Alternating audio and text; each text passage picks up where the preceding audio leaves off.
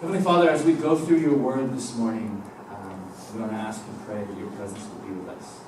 We pray, Lord God, that these words would jump out of the Bible, jump into our hearts, and we would have a better sense of who you are because of this. In Jesus' name we pray. So again, we're continuing in our God is series. We're learning about God as we go through the story of Joseph. I don't know if you guys know this, but of all the characters in the Bible, besides Jesus, Joseph is one of the characters that we know the most about. King David's another one. But in terms of the book of Genesis, we know more about Joseph than actually any other character in the book of Genesis, which is incredible because there's so many important characters. But for whatever reason, the Moses, who wrote the book of Genesis, decided to camp in on Joseph's story. And it's because there's so much that we can learn about God through this process of going through these. So I just want to review one more time these attributes, because some of you guys, I can tell, are like, you're sitting through these sermons, you're sitting through this series, and you're like, okay, I get that, but why is it important? Like, so what that God is all of these things? So what I want to do is I want to give you guys a little bit, something more to chew on in terms of why it's important that you understand and know that our God, the God that we worship, the God that we sing these songs to, has these attributes and why it's important for your faith. Okay? So, the first week we went through Genesis 37 and we learned that God is purposeful. Okay? So imagine for a second that God was not purposeful. Imagine for a second that God is like you and me, figuring things out as we go through life. Okay? So imagine that. Right? Imagine that God is like your parents who are figuring things out as they go along. They're raising you as they're learning about you, as they're learning about the things that you're going through, and trying to provide you with the best thing. Imagine for a second that that's how God in heaven was, right? So when you pray to a God like that, how can you be sure that your prayers, number one, are even being heard? Because if God's not purposeful, then that means that he's overwhelmed with just trying to figure out how to make all the pieces and puzzles match. There's a scene in the movie Bruce Almighty where Jim Carrey, who is given the powers of God, is hearing voices, right? And he's hearing all the prayers of everybody.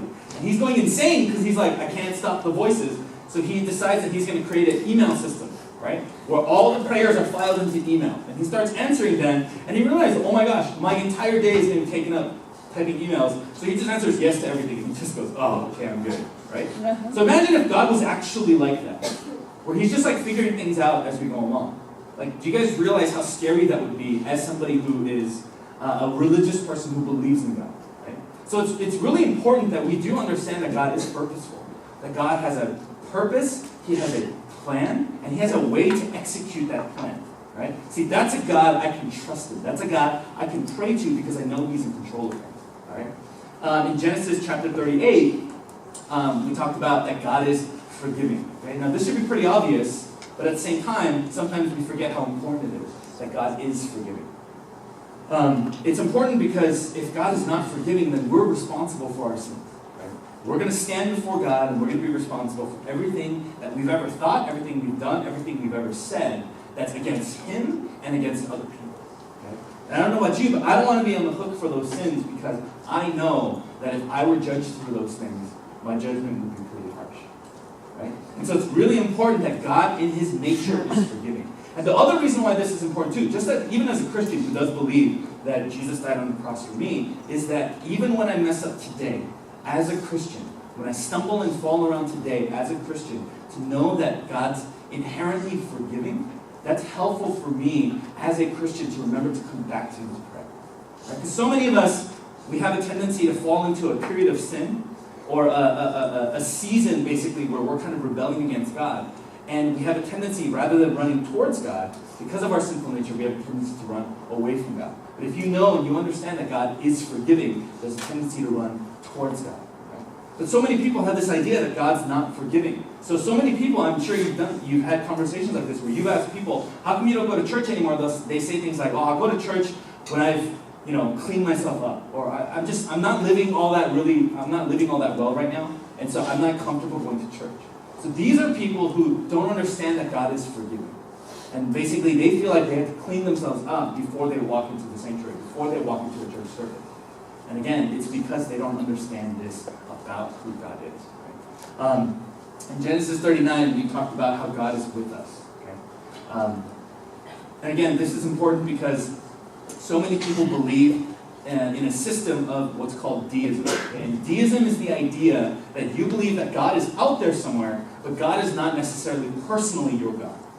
Right? This is called deism. It's this idea that, you know what, I don't believe in evolution, I do believe that God was responsible for creating the universe, but I don't think he's personally concerned with me.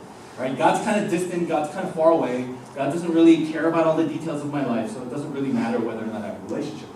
Okay? And a lot of Christians have this attitude too. A lot of churchgoers have this attitude too. That's why we don't read the Bible as much. That's why we don't pray. That's why functionally, even if we are Christians, functionally we might be deists in the way that we don't bring our issues and problems and the things that we have in our heart over to God because we're just not sure that God is actually caring enough to pay attention to us. Right? Some of you guys, maybe you have lost your prayer life because you're not sure that God is with you. You're not sure that God's for you. You're not sure that God's listening. And again, that's why it's important that we understand this about God.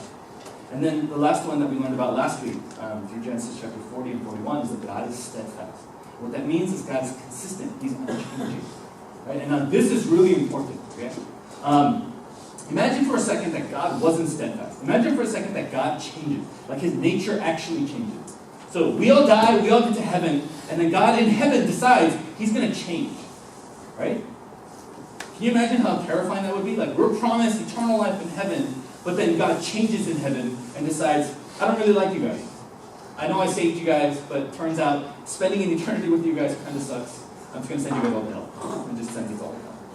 Like, can you imagine how scary that would be? Like, how unsure would you be of your relationship with God if God were not steadfast? That's why it's important that we understand this about God. God is not changing around. He's not turning on his heels for every decision that he makes, but he is steadfast. And the way that the Bible uses the word steadfast, throughout the Psalms especially, is talking about his steadfast love. Right? So that's a consistent thing that we can count on, that God loves those who he saves. Right? And so that means we can count on God's love to be there for us. And again, that's super important as a Christian because there's so many things in our life that we deal with. There's so many things that we go through. There's so many challenges. There's so many persecutions. So much suffering and pain that we go through different seasons of our life. And in order for us to get through those things with our faith intact, we need to remember that God is steadfast. Okay? That's why these things are important. That's why we want to teach you guys about who God is and why it's so important for us to know these things about God. Okay? So let's go ahead and turn our Bibles to Genesis chapter 42. Okay? We're going to continue the Joseph story, and we're actually going to drop in on his brothers and what they've been doing ever since Joseph's been in Egypt. Okay?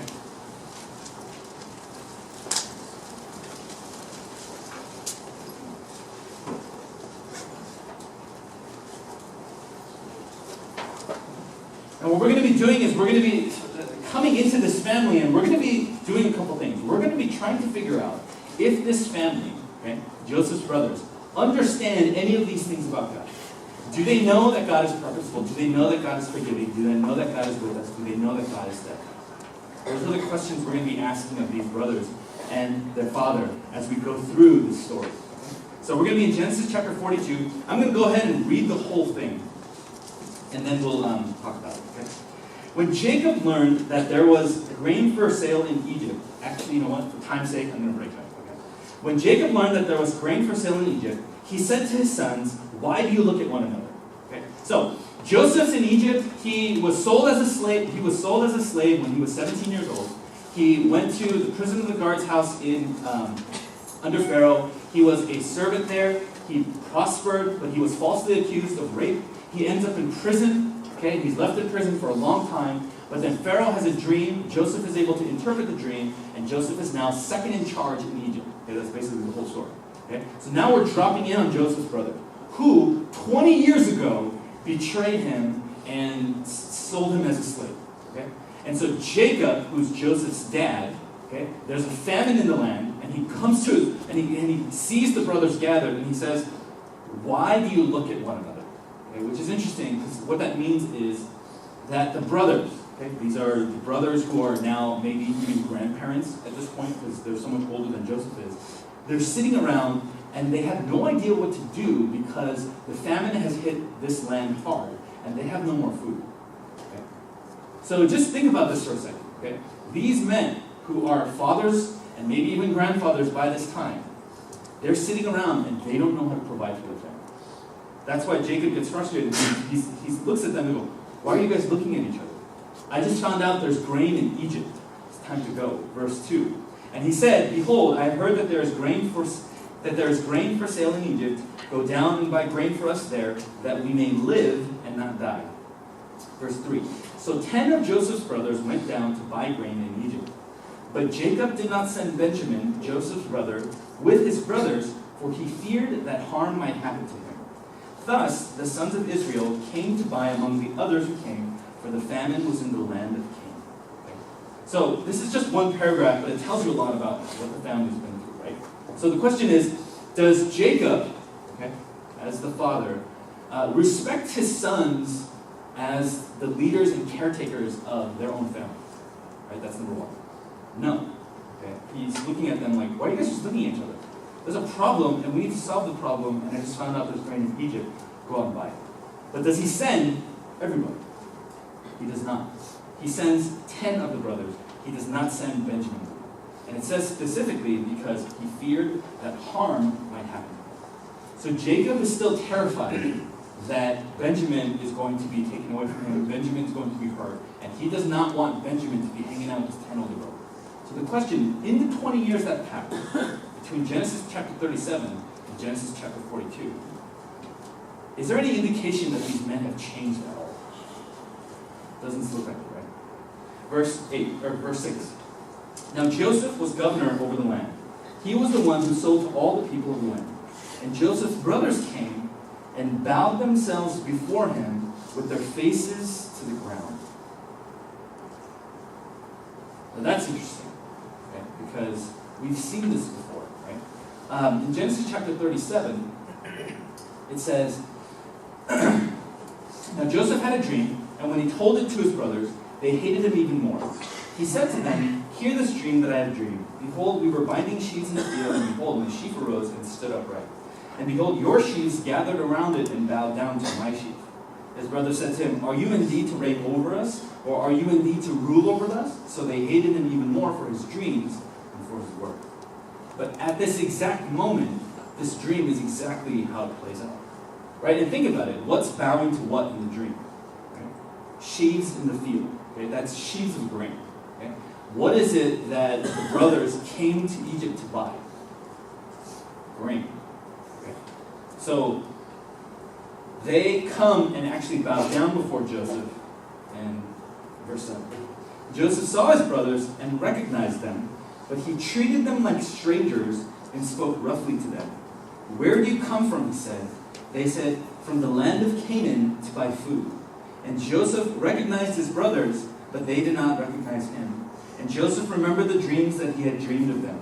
And he said to them, you are spies. You have come to see the nakedness of the land. Okay? Now this is interesting. There's a couple different opinions as to who Joseph is in this. And again, I've taken the route that Joseph's presented by Moses as a righteous man. And so in this moment, this is not Joseph being petty and trying to plot revenge against his brother. This is actually Joseph trying to figure out whether or not his brothers are worth having a relationship. Because think about it. Think about if you were in Joseph's position, right? There's a couple ways you could react. I mean, one is you could just kill them immediately. Just go into rage mode and just go kill them, and then they die. But the other thing is, if you're curious about what they've become, who they are, and if he recognizes his brothers and he counts 1, 2, 3, 4, 5, 6, 7, 8, 9, 10, what do you think Joseph's thinking? Maybe they killed Benjamin too. So Joseph wants information about what's going on with the family before he reveals himself to them. Because number one, he's decided he's not going to kill them. That's great. But number two, he needs to figure out whether or not they're the same men that threw him into the well, that sold him as a slave to the Egyptians. So he needs to figure that out. And that's why he's actually going to test them. So he accuses them of being spies. Now that's a very plausible thing, because basically you have 10 brothers coming from a single place. What are the chances that 10 brothers are coming from a single place? And so that is, he says, you guys are spies. Okay? And listen to the answer, verse 10. They said to him, no, my lord, your servants have come to buy food. We are all sons of one man. We are honest men. Your servants have never been spies. Okay? Now that's crazy ironic, right? Right? They're saying, we are all, okay, so, no, my Lord, your servants have come to buy food. True or false? True. We are all servants of one man. True or false? True. We are honest men.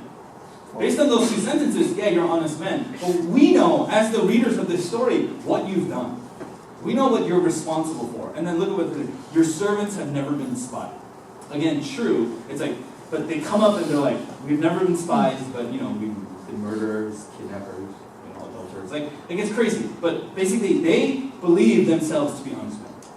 And so, verse 12, he said to them, No. It is the nakedness of the land that you have come to see.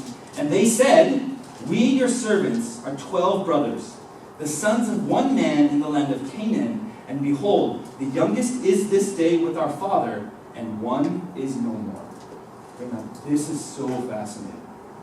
Look, if you were the brothers, and there was 10 of you, and you knew that Joseph is dead, and you knew, or gone, or whatever, but you knew that Benjamin was the only one left, would you introduce yourselves as we are 12 brothers under one father? One of us is not here with us, and one of us is dead? Like, that doesn't seem like something that you would explain, and yet this has become their identity. The fact that this is how they answer, the fact that this is what they say, means that this is on their mind, this is on their heart. Their sin of betraying their younger brother has never left them. It's never left them. It's haunted them to this day. So even when they're in front of this foreign, ruler, this foreign ruler of Egypt, they just blurt out what's really in their heart, how they would describe their parents. This is what they say. And it's interesting because I think you guys need to understand that. That's how sin works. Right? There are some sins we can forget about really easily, but there are other sins that will haunt you forever. And they become a part of your identity if you let it. Right? And that's what we're trying to figure out. Are these men changed? Are they transformed? Has God gotten a hold of them in the last 20 years? Has God done a work in their heart? And when you see them identifying themselves by their sin, you get a sense that, maybe not. Maybe they haven't changed it. Maybe they haven't recognized these things about God, that God is purposeful, God is forgiving, God is with us, God is steadfast. It doesn't seem like they've caught a hold of that, right? So, look at what Joseph says, verse 14. But Joseph said to them, it is as I said to you, you are spies. By this you shall be tested. Okay? So this is how, we know, really, that Joseph's not just being petty and vengeful. He tells them, I'm going to test you. Okay? And he says, by the life of Pharaoh, you shall not go from this place unless your youngest brother comes here. So he's saying, oh good. So Joseph's thinking in his head, okay, good. They know that I'm gone, but Benjamin's still alive. And so now, naturally, Joseph, he wants to know that Benjamin's okay. He wants to see Benjamin, his younger brother. Now, Benjamin isn't mentioned in terms of Joseph's relationship, but you can only imagine. If the brothers hated Joseph that much, and Benjamin wasn't there when Joseph was captured and sent off into the slave trade, that means that, by default, it would seem like Benjamin and Joseph probably had a close relationship. Also, Benjamin and Joseph shared the same mom. Okay? So Jacob had 2 wives, and he had other concubines. But Jacob's 2 wives, Leah and Rachel, were responsible for all his sons. And Rachel was the wife that Jacob loved the most. Or actually, the Bible says she was the one that Jacob loved, period. Which means Leah wasn't loved. But the idea was, Rachel's sons were Joseph and Benjamin, and so that's why Jacob loved them the most. And so most likely Benjamin and Joseph were really close. And so Joseph wants to figure out, how can I see them? So look at what he says. He says, verse 16, send one of you and let him bring your brother while you remain confined, that your words may be tested whether there is truth in you.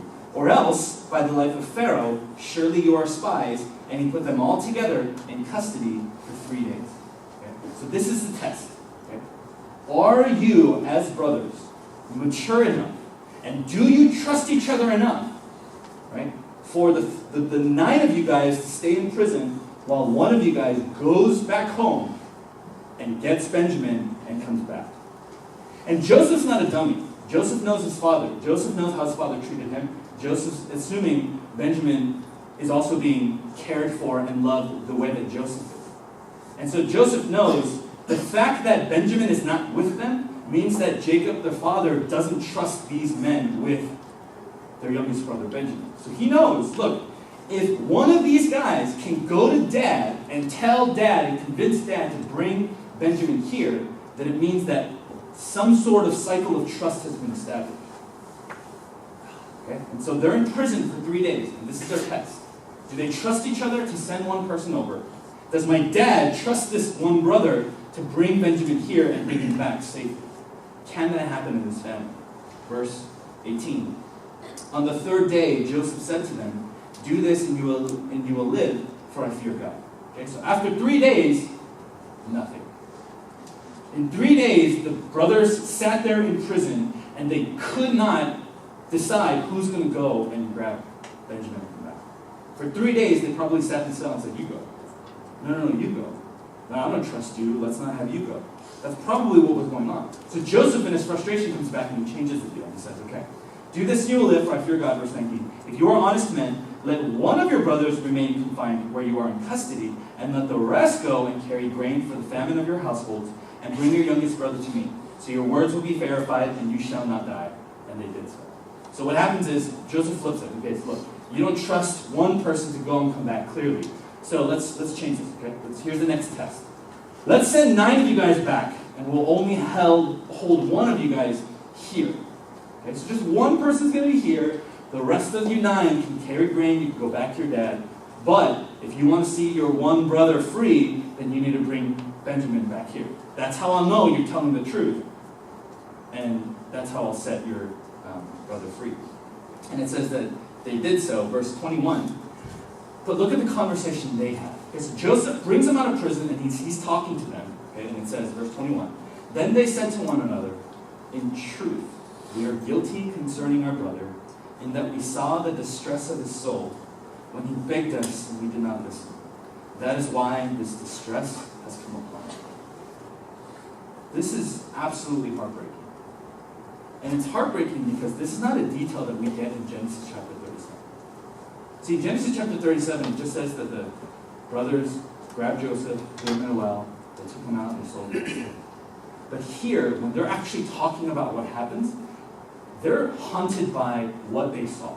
And what they saw was their 17-year-old brother crying out in distress, begging them to save him. Think about that for a second. 10 older brothers throw their youngest brother in the well. The youngest brother didn't just sit there. He didn't just take it.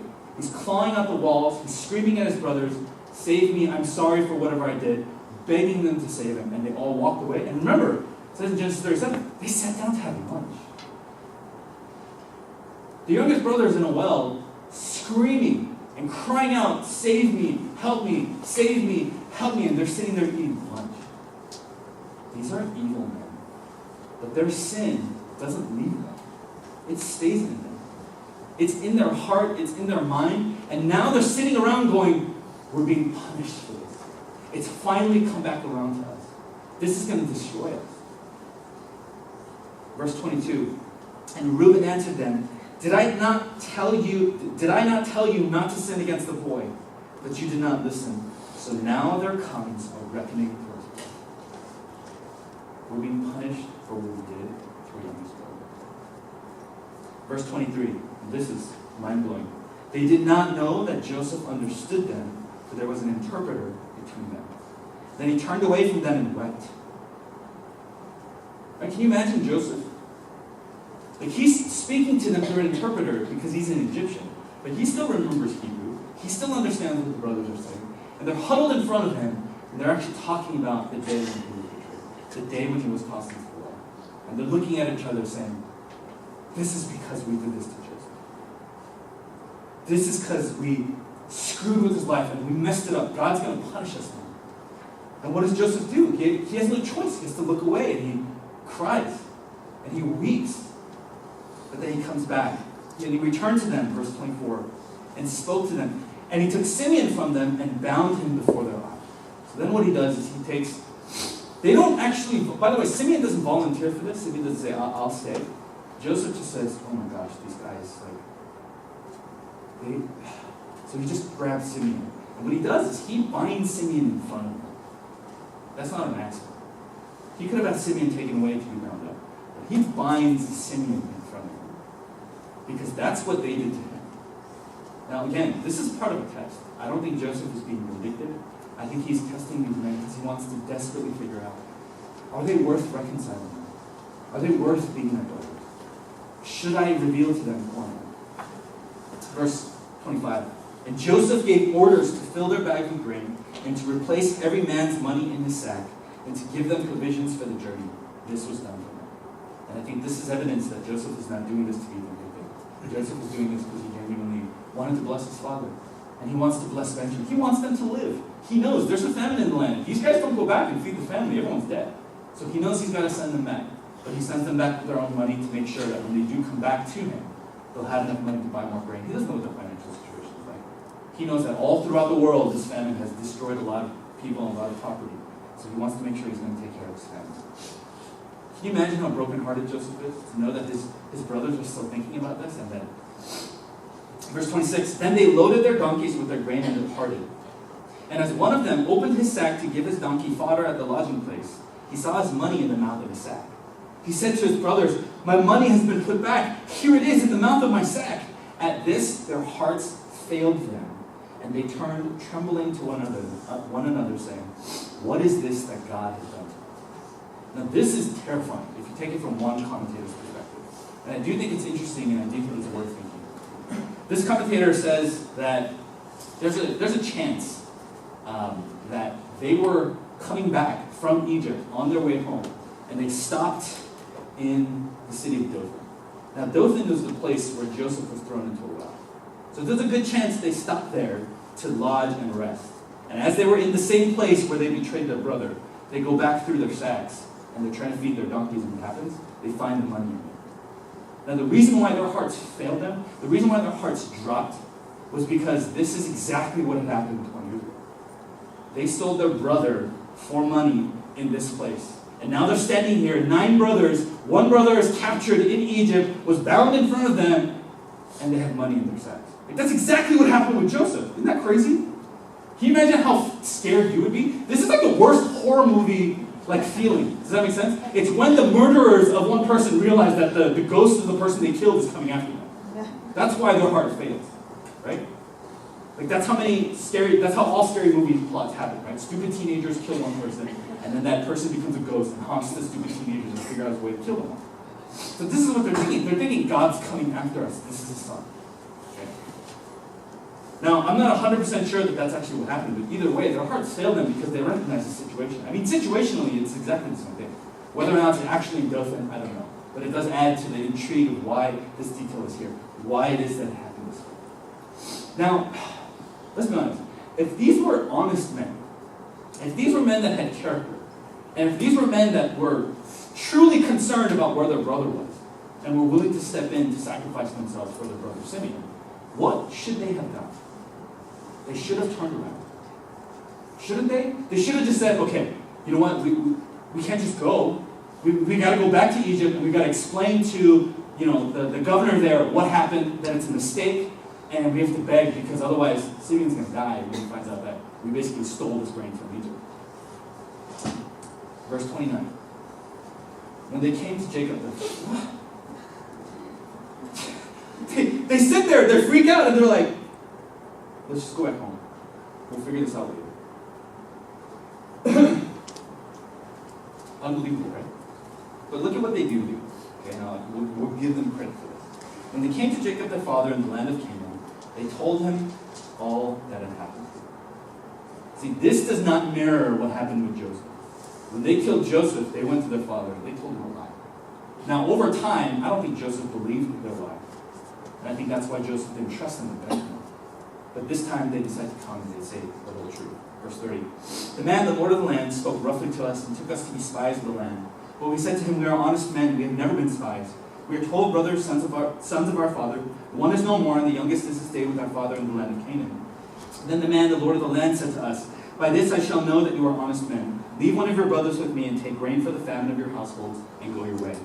Bring your youngest brother to me. Then I shall know that you are not spies but honest men, and I will deliver your brother to you, and you shall trade in the land. So they honestly explain to Jacob the father what's going on, and they say, look, we ran into this situation, and now all we have to do is we have to take Jacob. We have to take Benjamin back. If we show them that Benjamin's here and he's our younger brother, then he will, let us continue to have this trade and we can survive as a family. But the question is, does Jacob believe and trust in the son? Does the father trust that his own sons would take care of each other. Verse 35. As they emptied their sacks, behold, every man's bundle of money was in his sack. And when they saw and their father saw the bundles of money, they were afraid. So they know the situation has gotten worse. Verse 36. And Jacob their father said to him, you have bereaved me of my children. So now we know. Now we know for sure. Jacob does blame them for what happened to Joseph. You have bereaved me of my children. Joseph is no more, and Simeon is no more. Okay. Jacob thinks Joseph's dead. That's why he says Joseph is no more. He doesn't know that Simeon's dead, but Jacob basically says he's dead. What does that mean? That means Jacob's not going to send his sons back to get Simeon. To Jacob, he's like, Simeon's dead. We're not going to worry about him. But he blames the other brothers for this. Not dad of the year, by the way. And now you would take Benjamin. All this has come against me. Verse 37. Then Reuben said to his father, kill my 2 sons if I do not bring him back to you. Put him in my hands, and I will bring him back to you. Verse 38. But he said, my son shall not go down with you, for his brother is dead, and he is the only one. So you see, Jacob is so obsessed with having this control over his family, having this control over his life, with making sure that the people that he loves are well taken care of. He doesn't even care that Simeon is riding away with him. And Reuben, who offers his own 2 sons, he says, look, if I don't bring Benjamin back, you can kill my 2 sons. Like, Reuben's trying to do the right thing. Just as he was trying to do the right thing before with the first time that Joseph did it. Verse 38. But he said, my son shall not go with you, for his brother is dead, and he is only one left. If harm should happen to him on the journey that you are to make, you would bring down my gray hairs with sorrow to the shore. So Jacob once again steps in and says, you can't take my son. If you take my son, I have nothing left. He says that straight to their face. Like, there's so much wrong here. And I feel like this is a recap of what we learned about this family in Genesis 37. Like, do you see any hope for this family? It gets worse. If you cross over into chapter 43, look at what it says in verse 1. Now the famine was severe in the land. Does that suggest that chapter 43 is taking place tomorrow? No. It's letting you know, Moses is letting you know, the famine is still continuing. He says, and when they had eaten the grain that they had brought from Egypt, their father said to them, go again, buy us a little food. Simeon's rotting in jail. I don't know how long it takes to eat the amount of grain that they brought back. But I can imagine that they had no intention of going. It's not like they went to the market. I mean, going to Egypt is like going to Costco. When your family goes to Costco, right? They don't just take the small cart, right? There's those families that get the orange carts, you know, talking about the platform ones, right? And they just have stacks of stuff piled on. Okay, that's what they were doing because they needed to live for a long time off of this grain. They don't want to constantly go back to Egypt. It's a dangerous trip. So it could have been months where they were just eating this food while their brother rots in jail. Does that seem familiar to us? Of course it does. That's exactly what Joseph was doing. Joseph was rotting in a well while the brothers were eating lunch. It's crazy, right? I'm telling you, this stuff, like, you can't make this up. This is better literature than Shakespeare. Okay? It's incredible, and it's so nuanced, and like, only God could have done this. But the question is, why is this here, and what does this mean? What does this teach us about God? Shocking thing, and this is something you guys should recognize and realize and understand. Okay? Why didn't Joseph just kill them? Why doesn't Joseph just kill them? I mean, come on. He's got all this power. He's got all this authority. No one would blink an eye if these 10 men came in and Joseph was like, oh my goodness, they're my brothers. And he just looked to his guards and was just like the guards would just grab them, kill them, and there would have been no recourse. It's not like Jacob could grab an army and take over Egypt. Egypt's the most powerful nation in the world. There's nothing that they can do. Why are they allowed to live? That's the question that I came up with. Because this is one of the most pathetic chapters in the Bible. It's pathetic how they have not changed. It's pathetic how things are exactly the same. Father, brothers, everyone involved in this story. I want to share with you a verse. And this will help you guys understand why this is happening the way that's happening. 2 Peter chapter 3, verse 8 through 9 says, but do not overlook this one fact, beloved, that with the Lord 1 day is as 1,000 years, and 1,000 years is 1 day. The Lord is not slow to fulfill his promise, as some count slowness, but is patient toward you, not wishing that any should perish, but that all should reach repentance. What does this story teach us about God? It teaches us that God is patient.